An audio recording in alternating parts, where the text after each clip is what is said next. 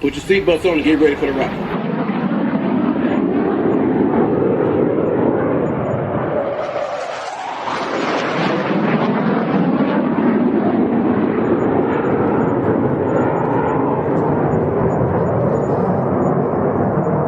We're the freaking New York Jets, so we're built for this shit.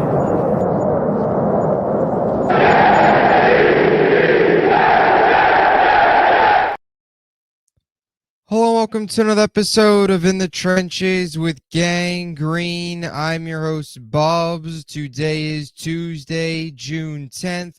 Hopefully everybody's having a good day so far today. This is episode 552 of the In the Trenches with Gang Green podcast. I thank you, as always, for joining me.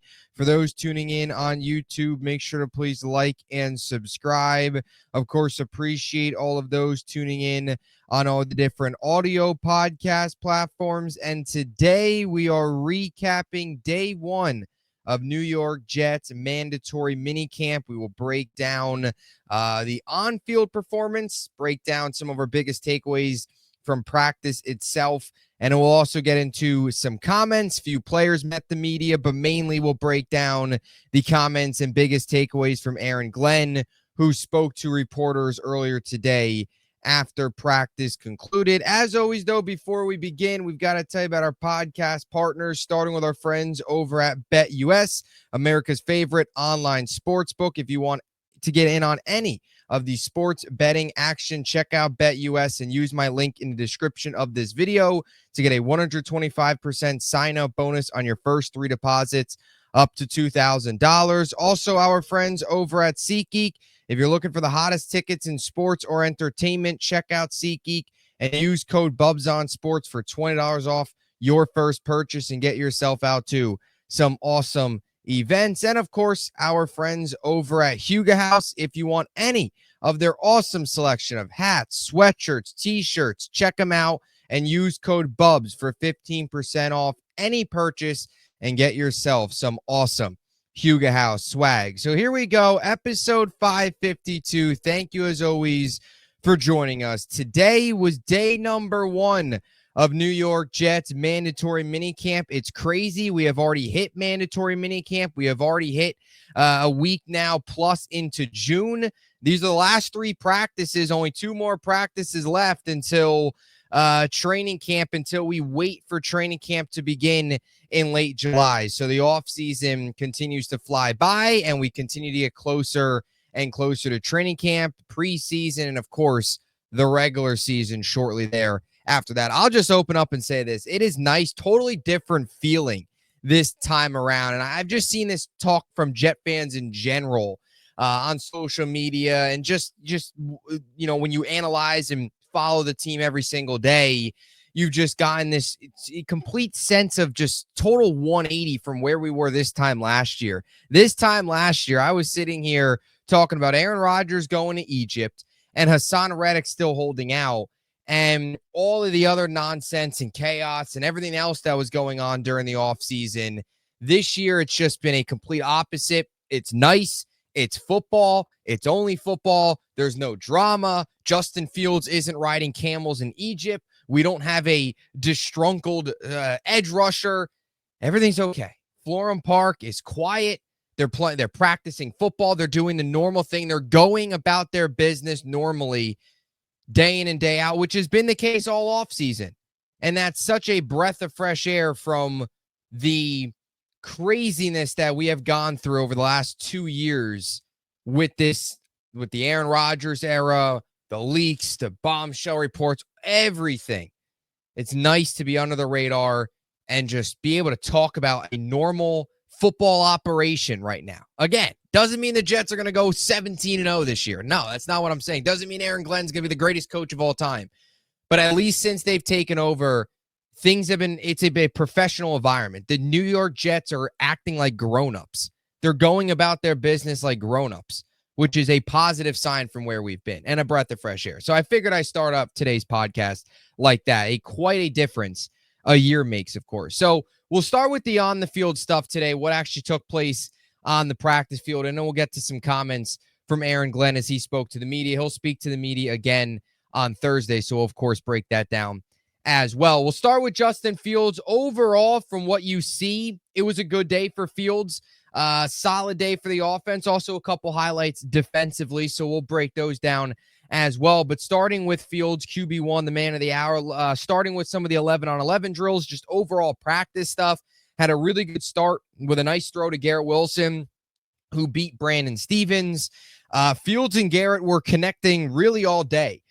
Fields also was able to get Garrett on a nice pass, nice catch by Garrett against Sauce. So that's, of course, always a pretty fun battle. We'll touch on both Garrett and Sauce a little bit later on with them being at minicamp, which is, of course, a positive sign given they are hoping and could be waiting and could be holding out for a contract. But Garrett had a very strong day, had the nice play against Stevens, burnt him, Fields hit him. Nice catch against Sauce. And then also down the sideline as well as practice moved on, Fields hit Garrett deep down the sideline on a really nice play. I think today, and I want to make this clear, as Glenn says, they're in underwear. It's June 10th. This does not mean Garrett Wilson's going to go off for 1,700 yards this year and Justin Fields is going to throw 35 touchdown passes. No, but I think today, out of all the OTAs and even today in minicamp, the first day of minicamp here, I think today was definitely the strongest showing, it feels like, from Fields, and was also probably the strongest showing specifically between the Fields and Garrett connection. There was a couple really nice plays. Turn back the clock a little bit today. You saw some of that Ohio State, Justin Fields, Garrett Wilson connection out at One Jets Drive, which is always a positive and something you want to see. Fields also had a nice play against, nice pass to Josh Reynolds across the middle as practice moved on. So those were some of his highlighted throws. One of the move to drive field periods moved in, got the team to field goal range. There was actually a play Glenn commented on, which wasn't even necessary completion, but Fields was rolling out. There was nothing available, threw it away, and Glenn praised that a little bit, just the fact that you kind of live to fight another down, have that mindset.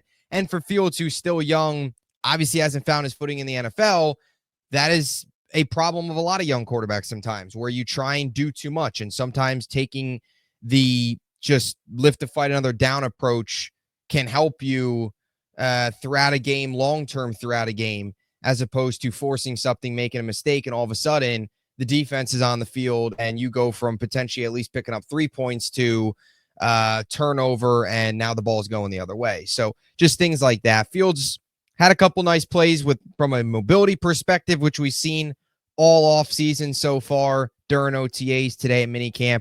The legs are a complete change from what we've seen, the last couple years. And Nick Faria also mentioned this today, and I think this is important too. A note I wanted to bring up was he was decisive today, and the offense had some tempo with it, and I think that's important. I know it's June. I get it's June. I want to remind everybody that. I want to continue to express that, right? You don't want to put too much stock into these practices, but it is good to have some tempo. It is good to hear that there's tempo and there's a little bit of speed. There's a little bit of urgency. Last year, so many times, how many delay of games? How many delay of games did the New York Jets have last year because they weren't getting out of the huddle quick enough, or Rodgers was switching so much at the line? Whatever it was infuriating. There was no urgency, no tempo, no rhythm, none of that. Yeah, there was a couple times they were breaking the huddle with 8 to 7 seconds left. It was ridiculous. So it's good to see some of that tempo. That's something that the Jets need. Play with some urgency, play with some speed, play with some energy, right? I thought that was a good sign today at practice. In terms of some other practice notes, overall, very strong day for Garrett, as I talked about. To get into some defensive stuff, because while there was a lot of positives from Fields and all accounts it was overall a good day, defensively, there was also some highlights. Quinnen Williams had a sack. Will McDonald had a sack. Now, of course, these aren't official sacks. Fields actually isn't getting brought down, but in games, those would-be sacks. So you're looking at two of your top pass rushers right there, and Will McDonald and Quinnen getting home. Rashad Weaver also had an almost sack against Fields. Probably something that, if it was in a game, would have gotten a sack. With the way the Jets' edge rush room is, currently constructed, and with Jermaine Johnson, we'll get to here in a little bit. Actually, some, an injury update on him. We'll talk about that. early on in the season, you might need some of these guys to step up if Jermaine Johnson has a little bit of a slow start, or if it takes him a couple weeks to fully get back into stride coming off the torn Achilles. And some of these depth guys in the edge room, like Rashad Weaver, could potentially need to step up. So that was his highlight today. Byron Cowart is another one that has surprisingly stood out so far. And Zach Rosenblatt actually wrote an article on this a couple weeks ago about the biggest position battles right now with the Jets. He broke down all the position battles and where things stand with each of those. And the interior defensive line next to Quinnen Williams is a big question mark. Is it Derek Nottie? Is it Cowart? Does a guy like a Leonard Taylor in year 2 step up and take a leap and be that number 2, be that guy next to Quinnen? But Zach Rosenblatt actually noted that he felt right now Byron Cowart was the front runner.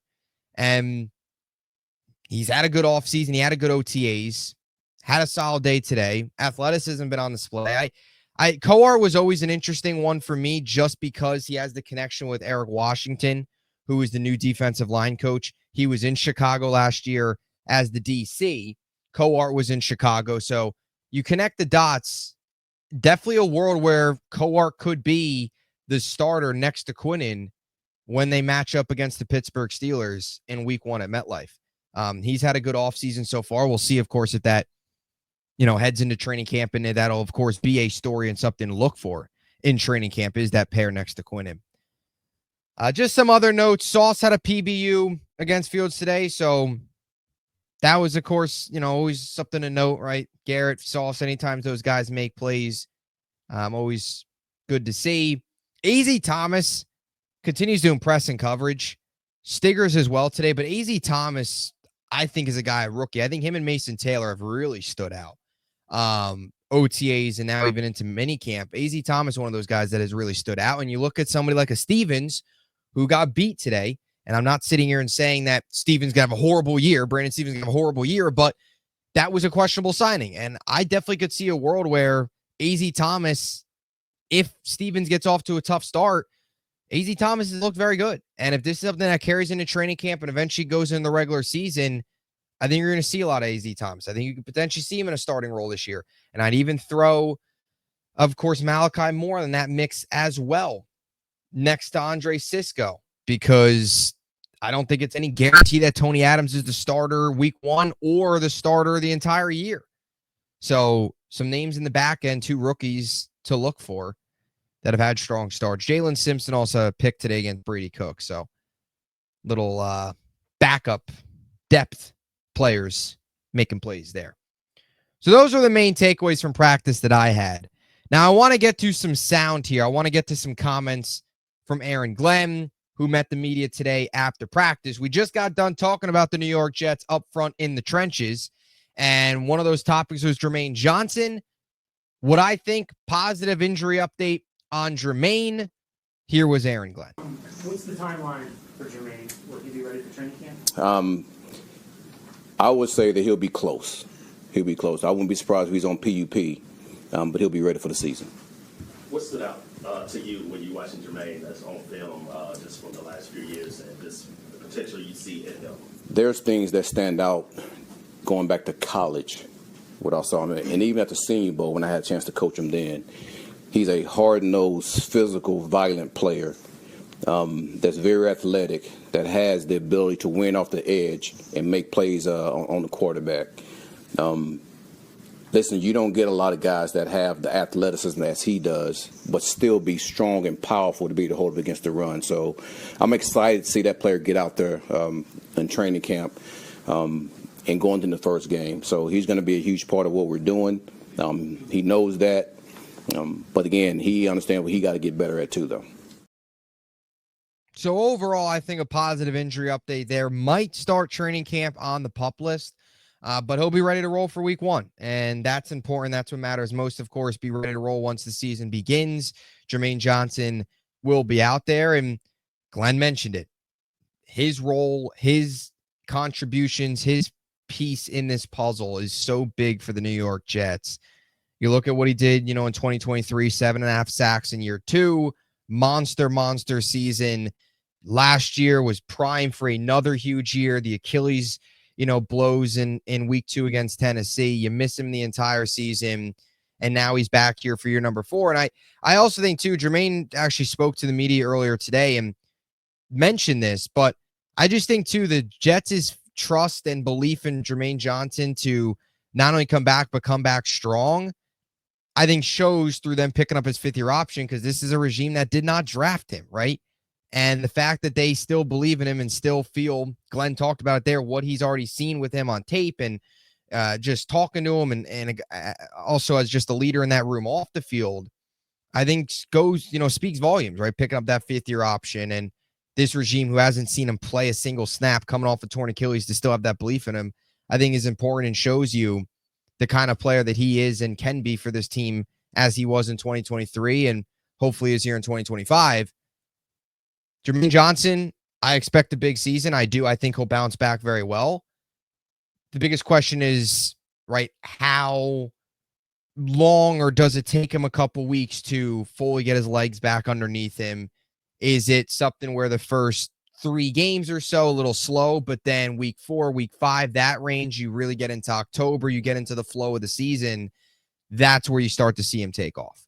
And we'll see. But overall positive update. He'll be ready to roll once the season begins against the Steelers at MetLife. Glenn also spoke on Sauce and Garrett Wilson. I think this was an important quote.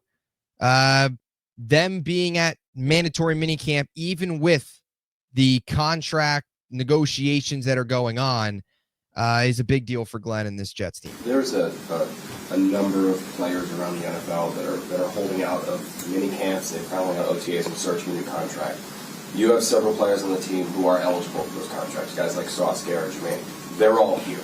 What does that say? That they could be standing aside and say, pay me and then I'll show up, but they're here and they're committed and they're practicing and taking part in it. Well, first off, I can care less about other teams. So I don't know what you're talking about with other guys not holding out. But our guys are coming to compete, and that's who they are. And listen, I don't take that lightly either. So I'm appreciative, but I know how they're built too. So those guys come to work. It's great to see that Sauce and Garrett are both at mandatory minicamp and OTAs as well, right? Because OTAs is optional. Mandatory minicamp is another step as well for them. And I think it shows 2 things. I think, number 1, it shows you the character of Garrett and Sauce. More of your team first guys, not going to hold out for their own money, going to be there, realize it's a new regime, realize they want to be in that building to understand what Glenn and that coaching staff expects out of them, learn the new system as well, right? From an on-the-field perspective, there's learning that needs to be done anytime you make a change in coaching staff. And it also speaks to Glenn as well that clearly Sauce and Garrett have a level of belief in Glenn and this coaching staff from what they've seen in the early parts of this new regime to actually show up. Because if they didn't have any belief, or they didn't think Glenn was the right guy, or what they were hearing from Glenn, what he's been saying, they felt that it wasn't resonating with them, they wouldn't be there. So I think it not only just shows you the type of players and character levels of Sauce and Garrett, but it also shows you their belief so far in the culture that this new regime is building. And on the topic of culture, Aaron Glenn spoke on culture a little bit more here in this next clip. Culture is all about people. So you bring the right people in the building, that determines what kind of culture you're going to have. Now, listen, I give the guys before this regime, before we got here, credit, because listen, we don't have any just bad guys. I think we have a bunch of good guys on this team. So I give those guys a lot of credit for the guys they have here. So now our job is to make sure we steer them in the right direction, the way that we want to play football, the way that we want to operate, the way that we want this building to be.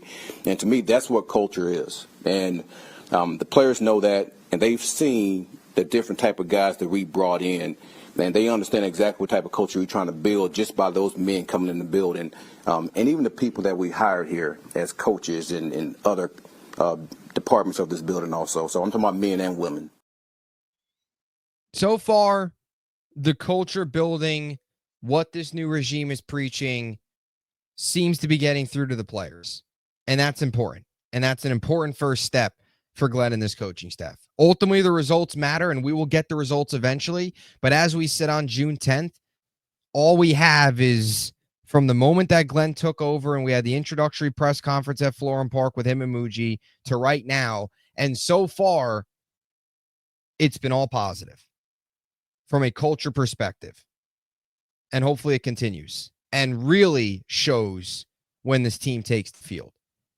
But you hear the guys speak on it. It feels like there's a higher level of accountability. You hear the players, of course, speak on it. Glenn even just mentioned the people that they brought in, and not even just coaching staff, but he also mentioned in other departments, which I think is very important. We've talked about this so much on this podcast. I also wrote an article on this the other day about all the changes that they've made in the front office is huge to changing this culture. There have been scouts, player personnel, all these people that have been in this organization for 8 to 10 to 14, even 16 years, just entrenched in the losing, and have just gotten so complacent that year in and year out, it's just the same thing over and over again.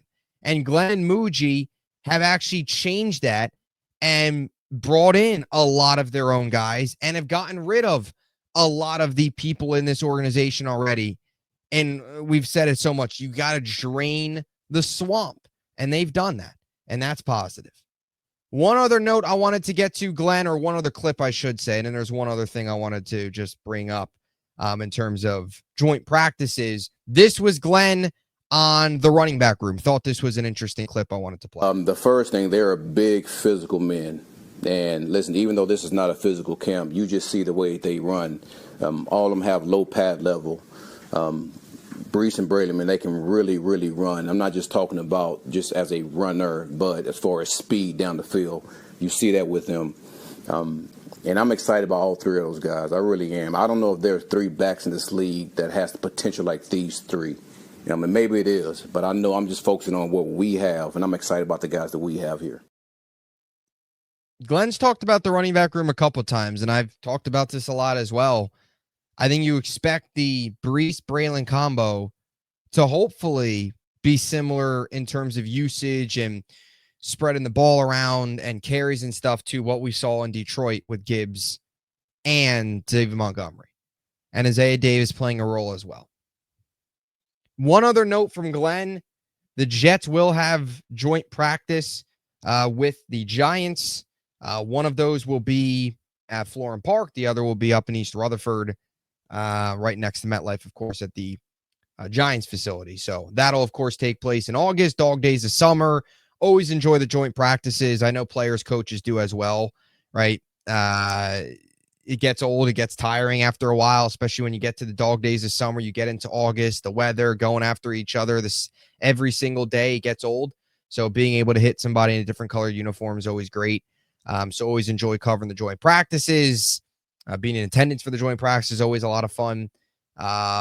So that'll take place, Jets, Giants, before, of course, the good old Snoopy Bowl in the preseason. That's that. Mandatory minicamp in the books.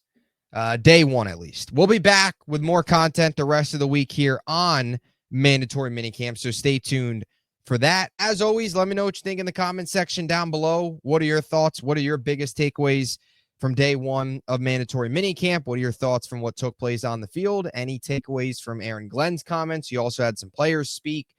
So any takeaways from them as well? Let me know what you think down below. Appreciate the support as always. Until next time, JETS, Jets, Jets, Jets.